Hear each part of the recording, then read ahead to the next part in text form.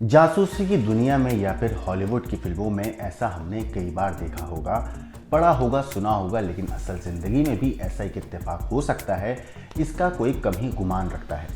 गोवा के खूबसूरत बीच पर एक शख्स अपनी बीवी का कत्ल कर रहा होता है। उसी बीच से दूर एक घर में बैठे हुए कुछ लोग समुंदर की लहरों की तस्वीरें अपने कैमरे में कैद कर रहे होते हैं। मगर ये इत्तेफाक है कि उन्हीं लहरों के साथ साथ उनका कैमरा एक लाइव कत्ल को भी कैद कर लेता है। तारीख थी 19 जनवरी, शुक्रवार की दोपहर करीब 3:45 का वक्त था। साउथ गोवा के काबो डी रामा के मशहूर राजबाग बीच पर तब तमाम सैलानी मौजूद थे, लेकिन इस बीच का एक कोना ऐसा था जहां एक बड़ी चट्टान थी। समंदर की लहरें इन चट्टानों तक उस तरह नहीं पहुंचती थी जैसे खुली बीच के किनारे पहुंचती हैं, यानी यहाँ पर कम ही सैलानी आया करते थे। लेकिन उस दिन दो लोग इस बीच पर पहुंचते हैं, एक महिला और एक आदमी। कुछ देर बाद उस महिला का साथी बीच से वापस लौट रहा होता है। अब महिला उसके साथ नहीं थी, मगर सवाल उठता है यहाँ पर कि वो महिला कहाँ थी, वो वापस क्यों नहीं लौटी। इन सवालों के जवाब आगे मैं आपको इस वीडियो में बताऊंगा।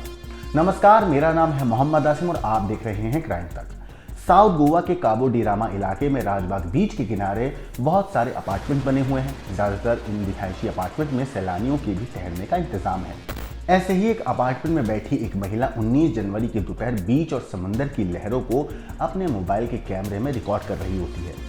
तभी उसकी नज़र एक कपल के ऊपर पड़ती है जो चट्टानों के बीच उस जगह पर दिखाई देता है।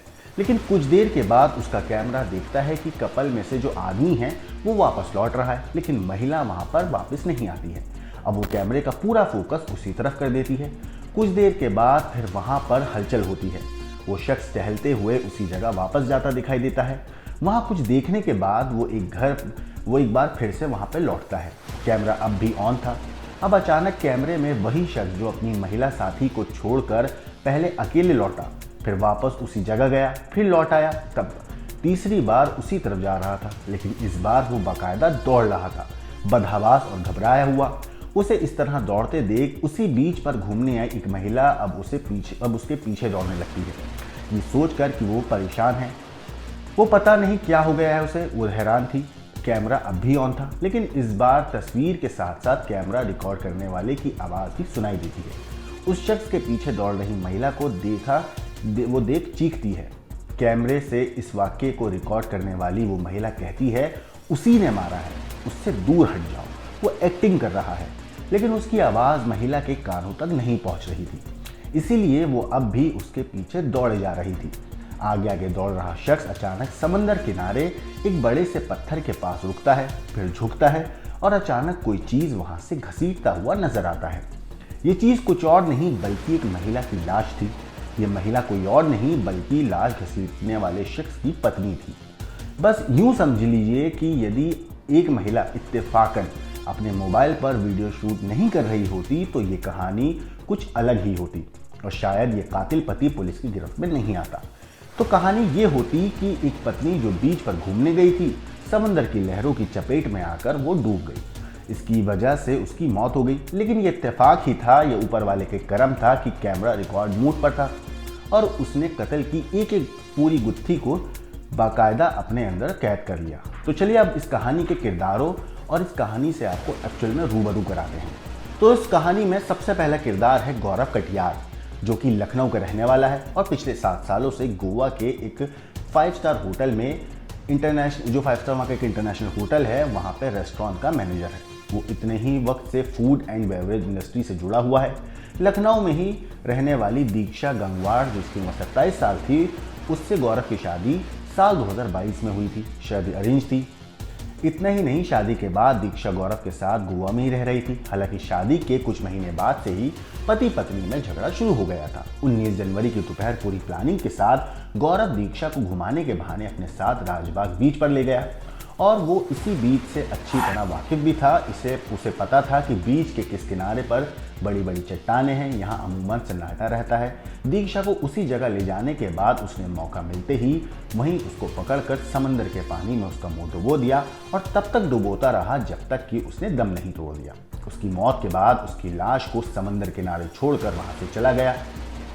इतना ही नहीं, बीच के दूसरे हिस्से में बहुत सारे सैलानी थे, आइसक्रीम और बाकी चीज़ों की दुकानें थीं वो उधर ही कुछ देर टहलता रहा। फिर थोड़ा वक्त बीतने के बाद वो दोबारा उसी जगह आया जहां उसने दीक्षा की लाश रखी थी। इस बार वो ये फिर से कंफर्म करने आया था कि दीक्षा मर चुकी है या जिंदा है।